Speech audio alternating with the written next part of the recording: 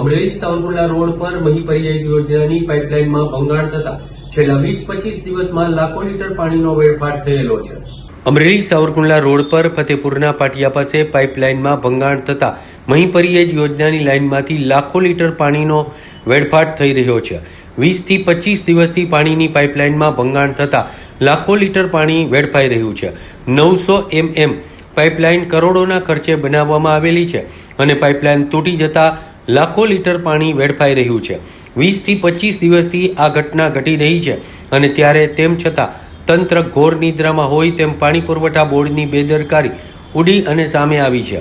જર્જરિત અને તૂટી ગયેલી પાઇપલાઇન તુરત જ બદલવામાં આવે તેવી લોકોની માંગ છે।